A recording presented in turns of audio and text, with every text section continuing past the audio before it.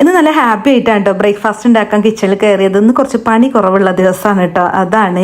അപ്പോൾ ചീസ് വെച്ചിട്ടുള്ളൊരു ദോശയാണ് ഉണ്ടാക്കുന്നത്. മൊസറല്ല ചീസ് ഒന്ന് ഗ്രേറ്റ് ചെയ്തെടുത്തിട്ടുണ്ട്. പിന്നെ എൻ്റെ കയ്യിലുള്ള കുറച്ച് വെജിറ്റബിൾസും ചെറുതായിട്ടൊന്ന് കട്ട് ചെയ്തെടുക്കുകയാണ്.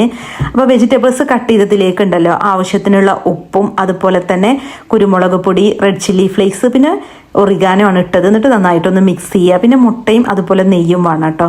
ഈ ദോശക്ക് കറിയൊന്നും വേണ്ട കേട്ടോ, മാത്രമല്ല നല്ല ടേസ്റ്റും ആണ്. പിന്നെ നല്ല പ്രോട്ടീൻ റിച്ച് ആയിട്ടുള്ളൊരു ബ്രേക്ക്ഫാസ്റ്റ് ആണ് കേട്ടത്. പ്രോട്ടീനും മിനറൽസും ഫൈബറും എന്തിനധികം ഗുഡ് ഫാറ്റും അടങ്ങിയിട്ടുള്ള നല്ലൊരു ദോശയാണിത്. നല്ല ടേസ്റ്റും ആണ്.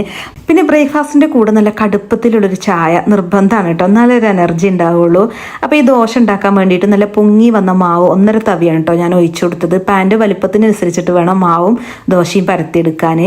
അതുപോലെ ദോശ വെന്ത് കഴിഞ്ഞാൽ ലോ ഫ്ലെയിമിൽ ഇട്ടിട്ട് നെയ്യോ അതുപോലെ തന്നെ ബട്ടറോ ആക്കി കൊടുക്കുക കേട്ടോ. പിന്നെ ഒരു മുട്ടയും പൊട്ടിച്ചിട്ട് ഒഴിക്കുക. എന്നിട്ട് ഒരു സ്പൂൺ വെച്ചിട്ട് ഇതുപോലെ എല്ലാ ഭാഗത്തേക്കും മുട്ട ഒന്ന് സ്പ്രെഡ് ചെയ്യുക. ഇനി അടച്ചു വെക്കുക കേട്ടോ. അതൊക്കെ ലോ ഫ്ലെയിമിൽ വെച്ചിട്ടാണ് ചെയ്യുന്നത്. പിന്നെ മിക്സഡ് വെജിറ്റബിൾസ് ഇട്ട് കൊടുക്കുക കേട്ടോ. പിന്നെ നമ്മൾ ചീസ് ഉണ്ടല്ലോ അത് ഇട്ട് കൊടുക്കണം. എല്ലാ ഭാഗത്തേക്കും എത്തുന്ന രീതിയിൽ ചീസ് ഒന്ന് ഇങ്ങനെ സ്പ്രെഡ് ചെയ്ത് കൊടുത്താൽ മതി. എന്നിട്ട് ചീസ് മെൽറ്റ് ആവുന്നത് വരെ അടച്ചു വെച്ചിട്ട് കുക്ക് ചെയ്യുക കേട്ടോ. അപ്പോൾ നമ്മുടെ അടിപൊളി ദോശ റെഡി ആയിട്ടുണ്ട്. വേണമെന്നുണ്ടെങ്കിൽ ടൊമാറ്റോ സോസൊക്കെ ഒന്ന് ആക്കിയിട്ട് കഴിക്കട്ടെ, അപ്പോൾ ടേസ്റ്റ് ഒന്നും കൂടെ കൂടും.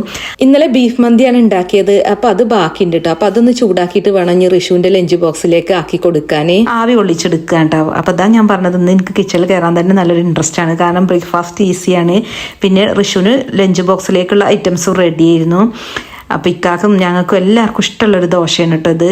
ഉണ്ടാക്കാനും എളുപ്പമാണ്. അപ്പോൾ വീക്കിലി ഒരു പ്രാവശ്യമെങ്കിലും ഞാൻ ഈ ഒരു ദോശ ഉണ്ടാക്കലുണ്ട്.